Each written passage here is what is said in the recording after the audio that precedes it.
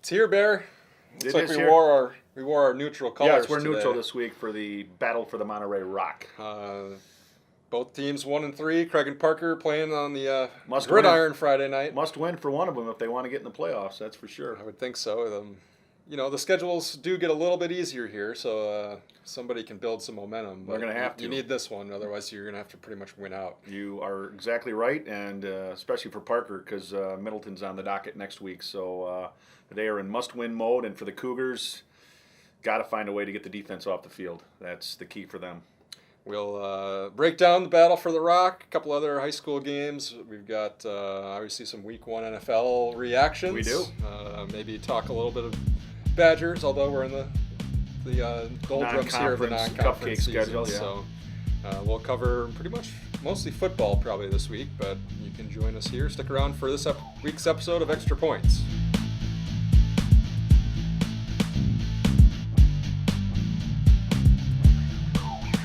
What's up, everybody? Welcome back. It's Xtra Points. That's John Barry. I'm Eric Schmoldt. We get together every week to talk about the biggest sports stories around here in Wisconsin and in Janesville. And Anywhere. we don't need to really... Not much more needs Not much more needs to be said No. other than we got Craig and Parker this week. And all the rivalry matchups really have come in about a week and a half span. We had tennis last week, golf this week, swimming on Thursday, football on Friday, and then next week soccer and volleyball. So all the crosstown matchups kind of come at us in a hurry. They do, and your alma mater, the Cougars, have the upper hand over my alma mater, the Vikes. Won the last four, but a couple of close games. Field we're talking. Yes, yeah. on the football field. And those games, a couple of them, been close, and I would expect much of the same Friday night. I just think it's two teams that still kind of reaching for an identity, trying to find themselves, and I think for Parker, it's a matter of just getting that offense rolling and putting up some points, and for the Cougars, it's like we talked about in the introduction, it's getting that defense off the field, and because I think their offense is good enough to score points and keep it close. Both teams are 1-3. They both beat Madison East. They both lost to La Follette. And they've played the tougher teams. They've played this one. They've played Sun Prairie. Parker's played Verona. Craig's played Middleton. I mean, those are the teams that are at the top, and we think will probably stay at the top of the Big 8 standing. So the Big 8 schedule is not ever easy, but it's going to be a little easier down the stretch. So I guess the key this week is to get to one of them. Whoever wins gets to 2-3, knowing that there are some. Not easy games, but maybe easier games coming here up down the stretch. And it's a little bit what I talked with Ben McCormick about last week when Craig was getting ready to host Middleton. He said, this isn't a must-win game for us. He goes, I know Middleton's a better team. We've got some kids that are banged up. He goes, we're not going to do anything outrageous. It's going to be pretty vanilla and just try to keep it close. It got a little bit away from him at the end, but he said our season starts the following Friday, meaning this Friday against Parker, and he's right because the Cougars – they've played the good teams. They've still got Verona, obviously, but, I think Ben thinks at least 4 of those 5 games are very winnable. I mean, you got West, Memorial, Beloit still on the schedule. I mean, those obviously, none of those are just gimme games anymore. Not at all. But you like your chances of maybe a little bit better.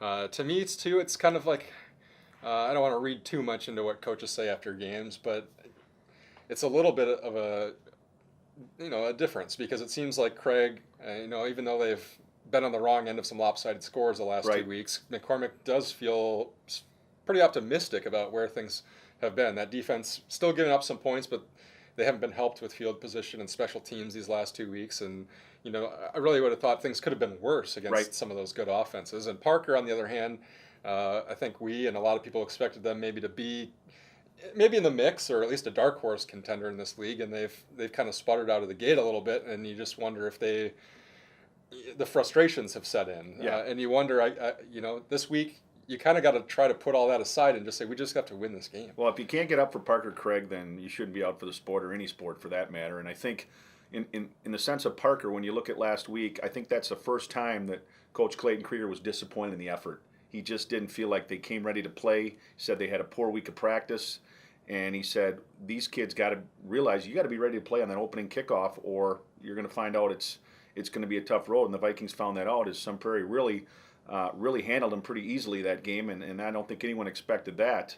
And so, again, you bounce back to Parker Craig. It's the game of the year, especially for the seniors, because you spend the rest of your life with bragging rights. Hey, how'd you do your senior year in football? I don't remember, but we beat Craig, or we lost to Parker, or whatever it might be. And, that's what it comes down to. And I think for Craig, with Nick Kramer and Sweeney and those other kids, they're going to score some points. It's just a matter of, can they keep Parker from scoring more? And it sounds silly because it's basic math, but it could be a track meet, or again, we could both be surprised and it's low scoring. I wouldn't be surprised if it was something like 20 to No, 14 or I something wouldn't either. like that. Not at all. And I don't know. I'm having a hard time even trying to pick which way I think it's going to go. Yeah, I haven't picked it. I've talked a little bit about the game in my football weekend, but no, I haven't made a choice yet. And I think if I had to pick right now, I would probably go with Parker, just based on, I think their defense is a little stronger. But the way Craig is able to score points, and you throw in a turnover or a special teams play or something like that, then the Cougars could certainly find a way to win. The other thing, Craig was missing some offensive linemen, and Noah Berghammer was out, and I think some of that maybe was a little precautionary. It was, but also you don't know. No. You have to get those guys back in the mix. You do.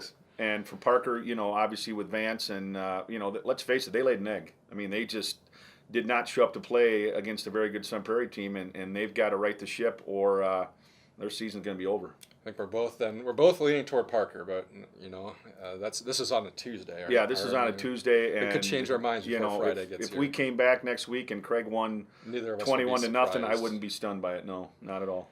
Should mention they are doing a little halftime ceremony. They're naming the press box after former sports editor Dave Wiedeward and sports radio Guru, host, play-by-play morning Al man Fagerly, Al Fagerly, and so that'll be kind of cool at halftime. I think those two guys got more combined years in service than probably the age of Monterey press box. So hats off to both of them. Dave was my mentor when I took this job and did so many things for me. And Al Fagerly, I sat next to him over hundreds and hundreds of football, basketball, and baseball games. So a great honor for both of those two, and a good chance for the community to just show them their love and support by getting down there this Friday to watch what we think is going to be a good game.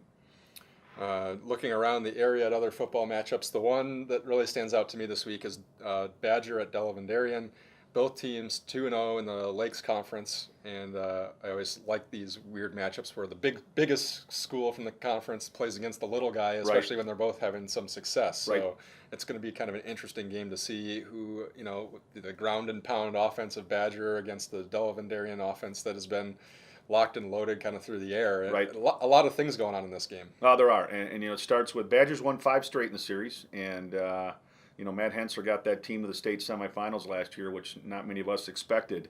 So you know what you're going to get with Badger. You're going to get that ground control option offense that likes to pound it and run clock, and then you turn the tables with Delavan. And I got a chance to look at Jake Benzing and what he's done. He's second in the state with 16 touchdowns. He's tied for 5th with yards per game, and he's 5th in passing yards for the entire state. So obviously, it starts with them, but there's so many other weapons that he's got to deal with. And when I talked to Brett St. Arnold earlier today, he said, I would not want to prepare for our offense, because he said, I don't know who you try to stop. And he said, since Jake has really rebounded from the knee injury that bothered him a little bit the first couple games, he said, since he's pretty much healthy and 100%, he's been a different player. And he said he just continues to take it to another level. And if that offensive line can give him some time to operate, then that's when he really can kind of get things going. And that's and the big little games, as we were talking about, that's kind of where things maybe sometimes are won in the trenches, because Badger with bigger numbers, then they're going to have bigger. Choose from. Right. Yep. So it's probably the challenge will be trying to stop their front. It will, and Coach St. Arnold said it best. He said, we can't turn the ball over because Badger will not beat themselves. He says they hang on to the ball. They like to force a lot of turnovers, and they have a lot of success doing that. And he said we have to be able to take care of the ball and make the plays that are available. And he said I'm confident that we're going to do that. In the Badger South, we've got Milton hosting Monroe. The Cheesemakers. The Cheese are back. They're back, baby. Beat Monona Grove on Friday night. Yeah, great win for the Cheesemakers, a program that certainly with Pat Martin in the 80s was as dominant as you'd find in the state. But good for them to come back and get to this level. And, really the Badger South down a little bit this year, I think, overall, because Monona Grove's 2-2. The other two-time defending champ, Melton's 1-3 and hasn't won a conference game yet. Their one win was in the crossover game. So, a chance for the Red Hawks to get things head in the right direction. And, nothing better than to knock off an unbeaten, and the Redhawks will have that chance Friday night. I'm looking forward. I haven't had a chance to see them play yet, but obviously a very good Monroe team coming into town. When you look at the Rock, most of the battles are kind of between the haves and the have-nots a little bit. We've got a 5-way tie at the top at 3-1, so things are a bit crazy there. I guess the matchup that stands out is Clinton at Jefferson, because those are the two one-loss teams that are going after each other. But right now, I mean, the way Clinton has played the last 3 weeks, they just look unstoppable. It's crazy, and it's not just offensively. I mean, they've outscored their last 4 opponents or 3 opponents. It's ridiculous numbers, and it's like 150 to 10 or something like that. It's crazy. So it's happening on both sides of the ball, and Coach Spivak will tell you that it's a matter of kids buying into not only the program and what they're trying to do, but buying into each other, and kind of coming together as one. And he said, there's a team that come playoff time, boy, if they get in Division 5, I wouldn't want to play them after getting all these tests. I mean, they've got probably the easiest schedule of all these 3-1 teams that are left. So. You have to like where Clinton sits right now. I do, yeah. And we'll see. I don't know. I think we'll still have a pretty good amount of teams tied at the top there. At least 3, if not 4. If not 4, right. So we're gonna have to watch the Rock Valley down the stretch here, but it's gonna be interesting. Let's shift to the pros. Okay. What takeaways? I guess we better start with the Packers around here. But takeaways from the win over the Jaguars. I don't think the score was about what I expected, and the game, it was entertaining. It was good. It was, and I think it's, let's face it, style points don't matter. A W is a W, and you can say what you want about the offense didn't look great and the defense kind of didn't break, but they got to win. And a big game coming up Sunday in Minneapolis. I think you're going to see Sam Bradford for the first time, and even Aaron Rodgers a couple times even said, I don't think he said anything publicly, but you could tell that the play calling puzzled him a little bit, especially on the 1st and goal at the 6 where they didn't throw the ball once, and you just kind of wonder, how vanilla do you want to be that first week? But again, the heat was stifling.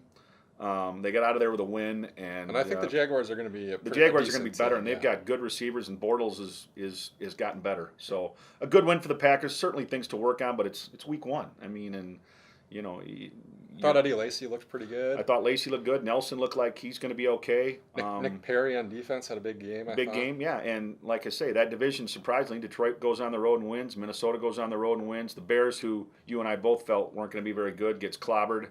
And the Lions probably the surprise there. They were. And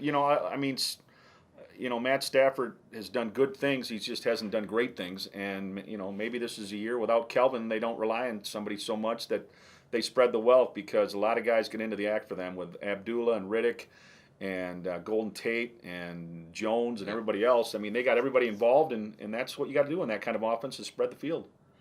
I guess the other big takeaway for me in the week was New England. Go on the road to a team that probably has a chance in the NFC to be a Super Bowl contender, and they win without Brady, without Gronk, without Ninkovich. And really, can I just say that I had Arizona in my survivor pool, I'm out already. Wow. Wow. Yeah, most people in my league. Never bet against the Patriots. Most people had Seattle, which they won in the last minute. Right. So I went the wrong way. I couldn't take them against my Dolphs. But no, I mean, and it was an exciting first week because all those games were close. And last night's game, the Rams are terrible. Yikes. They are bad. Now they play the Seahawks. I was thinking they might be shut out 2 weeks in a row. Yeah, it was ugly last night. I turned it off finally. But yeah, I think the NFL. It's just it's good to be back. It's good to have college on Saturday and the pros on Sunday, and a Monday night game and a Thursday night game, and it's just nice to be back in the swing of things, and football's back. In the college ranks, how about Whitewater? They were losing. They were losing to Belhaven, but then they turned down the turnover machine and started producing pastry after pastry, and ran it up to 56. And they're off this week. They conclude their non-conference portion next week, and then it's in the WIAC, and I look for the Warhawks to contend, obviously. Yeah. Bye week this week. Do the Badgers basically have a bye week this week as well? Georgia State yes. coming to town. Yep. And then the one thing that stood out is our Janesville Jets start this week. That's right. Friday night. They host the Minnesota Wilderness, and that 3-week off season's over. That's pretty much what it is, isn't it? Especially with their camp that they have, like 4th of July, to get all the new players and whatnot. But like I say, and for people out there, I know Friday nights are a little different with things going on, and certainly the Parker Craig game. But Saturday night, Badgers play at 11. get a chance, just get down to Janesville Ice Arena and watch kids that are just working hard to try to make that next step and play collegiate hockey, because it's fun and it's what you make of it, and it's a fun family night, and we would both advise to give it a chance and just see what it's like. Early in the season is kind of tough. They're still kind of building their roster They usually. are. There's a showcase next week in Minnesota where that's really kind of the big kickoff of the season. So these are kind of like get your feet wet kind of weeks here, and then get the roster solidified for the long regular season. For the really just 92-game regular season that they have that concludes in 60 June. Games, I think 60 is all. games. Okay. We'll have more on the Jets. We can kind of break down how all the Parker Craig things kind of went down next week. Yep. And obviously the football game. You can follow along on Twitter or check us out at GazetteXtra.com for all the scoring updates. And as far as the show goes, you can leave us a comment on YouTube or iTunes or email us at sports@GazetteXtra.com. Anything else on your mind? Just thanks to Miss Angela again for some fine work today. And Fawn, way to go. He's not even here. Doesn't show up. He doesn't like us anymore. And, but we still got it done. We did. And we'll be here again next week to let you know how everything shook out. So join us then, and go Bucky. Go Bucky. See you then, everybody.